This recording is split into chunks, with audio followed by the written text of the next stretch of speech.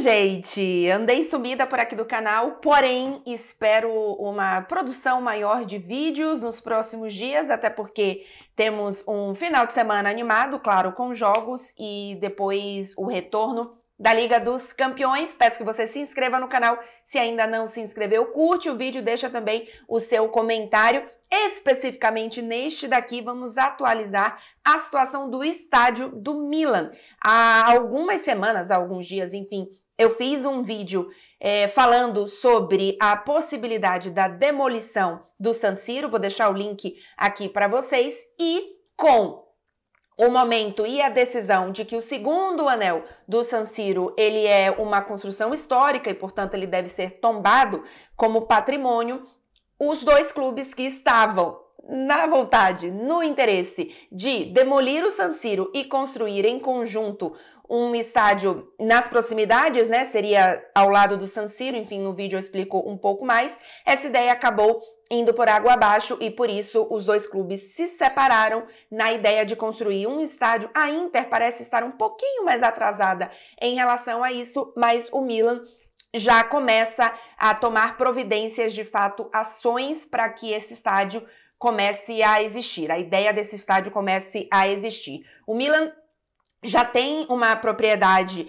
ao norte, mais ou menos, de Milão, é uns 15 quilômetros do atual estádio do San Siro para construção, e nesta semana foi colocado o projeto para aprovação, né? É na área de San Donato, para aprovação dessa intervenção urbana, né? Já que não é apenas um estádio, existe todo um estudo por fora. Então, o Milan pediu esse início, né, entrou com esse projeto para que seja aprovado. Então, vou atualizar um pouquinho aqui do que é esse projeto. Vale lembrar que é algo que ainda vai demorar, já já eu falo sobre os prazos desse estádio, mas vale a gente trazer aqui algumas ideias do que a gente já sabe.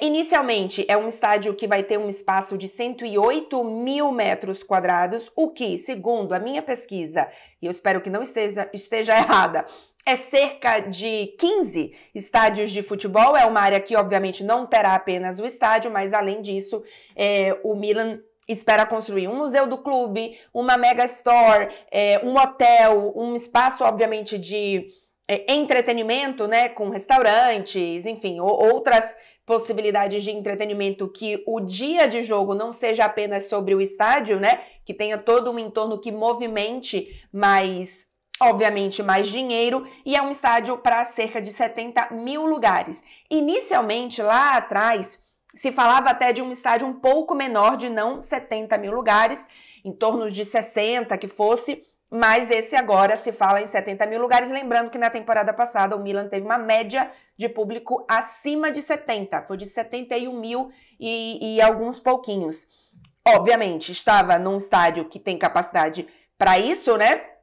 É um estádio maior, mas que não tem toda a estrutura e a modernidade que a gente pede para um estádio de hoje, algo que faz muita falta, não só para o Milan, mas alguns clubes italianos, em especial, claro, o Milan e Inter, são os dois que jogam no San Siro, e o Milan, então, pensando numa capacidade de 70 mil lugares. Antes da pandemia, e quando o Milan não estava, inclusive, disputando competições europeias, a média de público do Milan era acima de 50 mil, mas abaixo de 60. Ficava ali em 54, 55, eventualmente 56, mas ela ficava um pouco mais abaixo do que foi a temporada passada. Obviamente foi uma temporada especial, lembrando que antes, né, o Milan, enfim, depois de ter uma década ou quase isso muito ruim, foi campeã italiana e na temporada passada, obviamente, semifinalista de Liga dos Campeões, e isso, obviamente, acaba subindo bastante a média de públicos.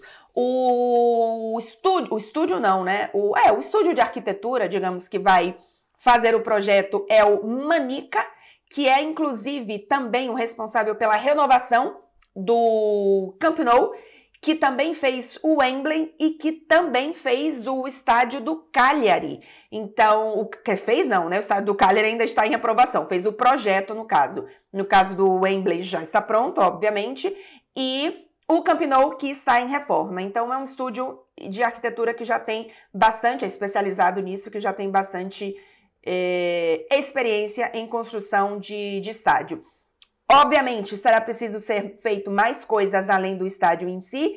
Quando falo de infraestrutura, o local onde ficaria esse estádio, pode ficar esse estádio, ele não tem, por exemplo, um metrô na porta, o sistema de transporte público ainda, obviamente, não é direcionado para um local que vai receber 70 mil pessoas ali a cada 15 dias ou um pouco menos do que isso. Até mais, né? Porque, obviamente, na hora que você tem esse estádio, você não usa apenas para jogos de futebol, então você vai ter um fluxo maior de pessoas.